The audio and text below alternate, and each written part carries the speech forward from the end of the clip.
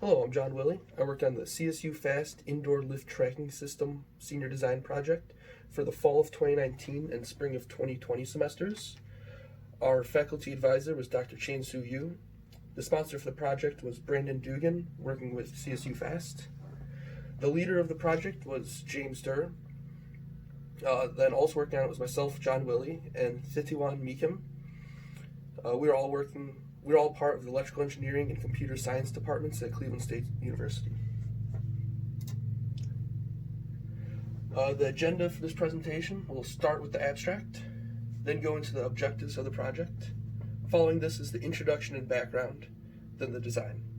After this is the methodology, and over which we will cover the progress towards the milestones that we had, the synthesis of projects, results, and discussions, what we're able to deliver with the project, the timetable of it, and the budget.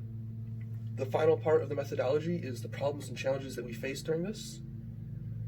After this will be the conclusion, then recommendations that we give the students who will be working on it next year, as we are not able to fully finish the project due to the COVID-19 situation.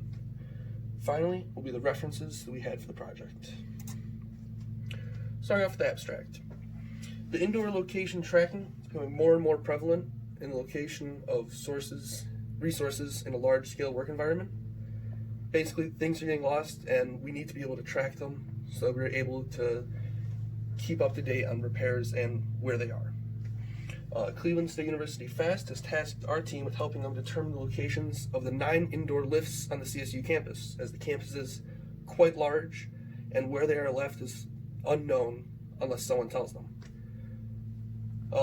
Our solution was to use the Wi-Fi access points across the campus that were deployed by the IS&T at CSU, and to use these access points to triangulate the location of each lift. Our project consisted of 2 main following challenges. The first was to design and instrument a lift-attached device that could sense and supply the server with the 5 closest access points identities. These identities were then used to triangulate the location. The second part of the project was to design a Windows application that could calculate the lift's locations using the triangulation and then displaying it on a campus map of Cleveland State University. The core challenges of the project was that the development of the access point database and the triangulation algorithm, and finally the battery life of the project, as we wanted to make sure that it could last a year on end. So our objectives for the project was to build the access point database across campus. This will be fine for next year's students also. Then to develop an algorithm to determine the location of each lift. Once again, this will be good for next semester, or next year. Then we had to develop a desktop application that shows the location of each lift on the map. This was also went without any problems. And then finally, we wanted to deliver a strong enough foundation for a future group to easily expand and finish the original objectives due to the COVID-19 pandemic. And this was to develop an entire system to locate the lifts. Here are some examples of the lifts. These are 3 different kinds that we saw across the campus.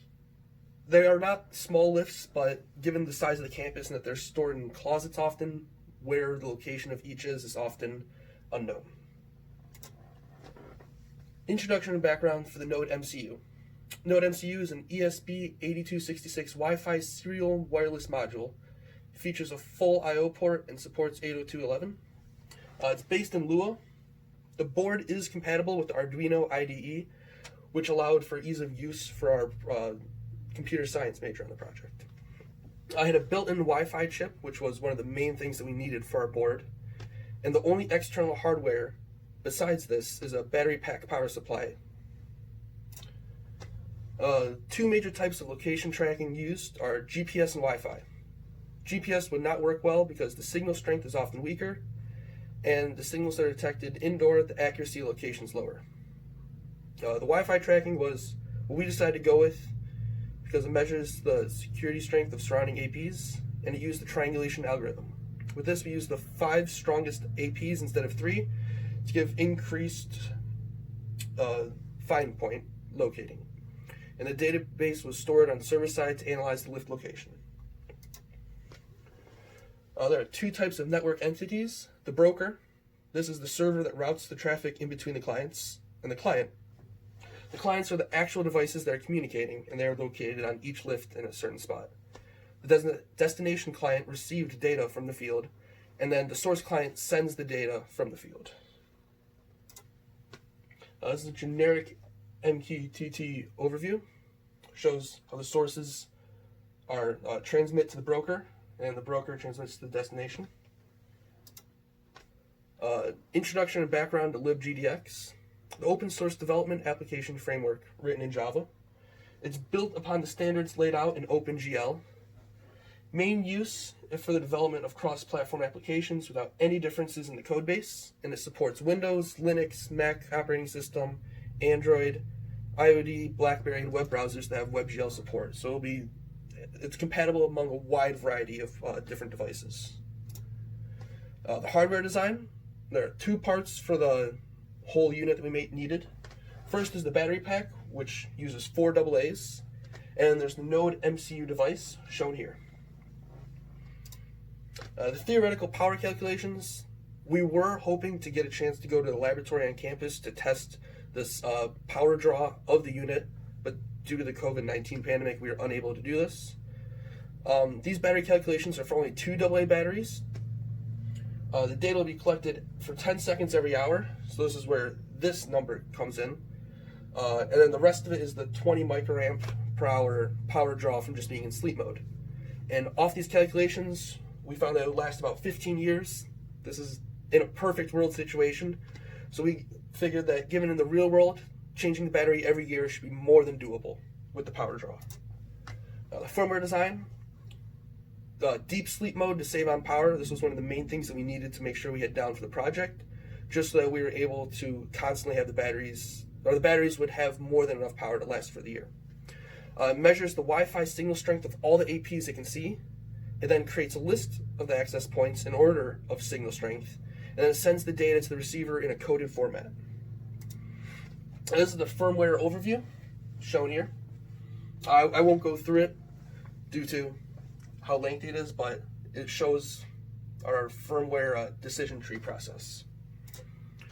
The Java server application design uses IBM's open source PAHO for MQTT.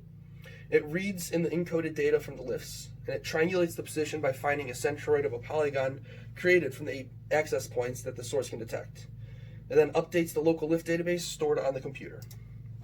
This is the Java server overview, the decision tree for that. I'll go through this one because it is shorter. So first we wait for the MQTT, and we then receive the data. From here it goes to ask if it's valid data. If it's not, it goes back to waiting for the MQTT, and if it is, then it triangulates the position.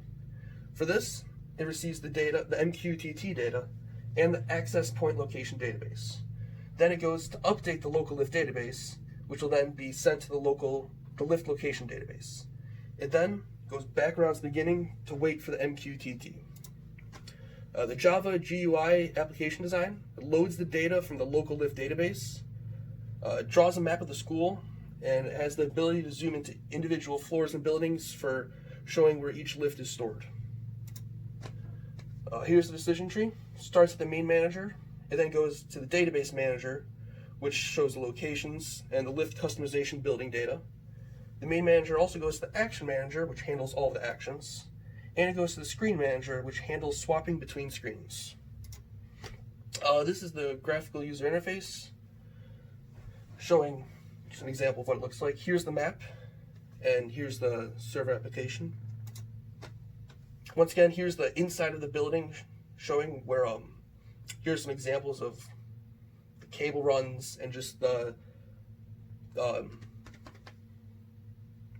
overall layout that we were given by IS&T. Project methodology, progress. Phase 1 was to find the most cost-effective and efficient board solution, and that was found to be the Node MCU. All equipment outside of the housings were successfully procured, and the 3D models of the housings were designed and prototyped successfully. And the user interface to the desktop application and server code were written. Phase 2, the access point database was created.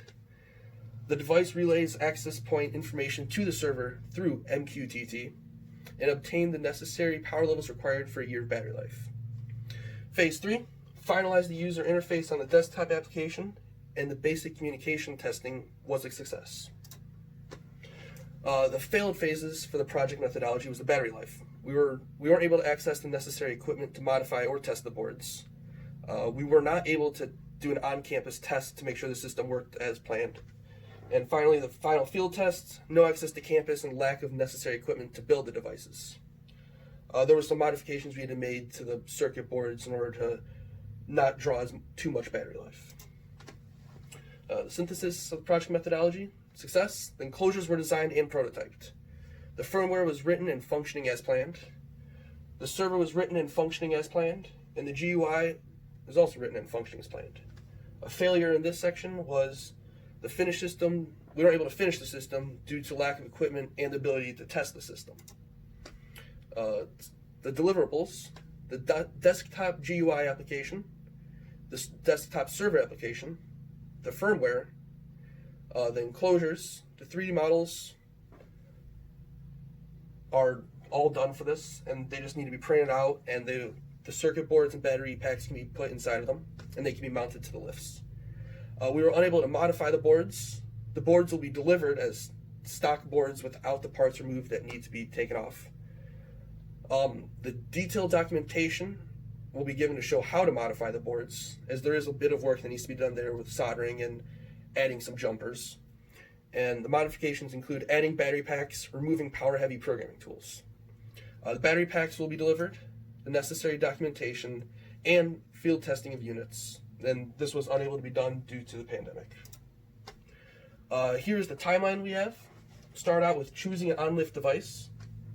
After this, we started to write the foundation of the desktop application and gather the equipment we needed. After this, there was the month-long winter break, which was then followed by creating the Wi-Fi fingerprint database, obtaining the data from the on-lift device and transmitting to the desktop application, and finalizing the user interface. Towards the end of this, we obtained the necessary power from the on-lift device. Given a perfect world, we've been able to do this. The final testing of the design, and then the final report. Here's the budget that we had. Our total budget was $250 for the Node MCU circuit boards, the USB cables that we need to communicate between our computers and the Node MCUs, jumper cables, battery packs, and 3D filament to print the enclosures. Project methodology problems that we encountered.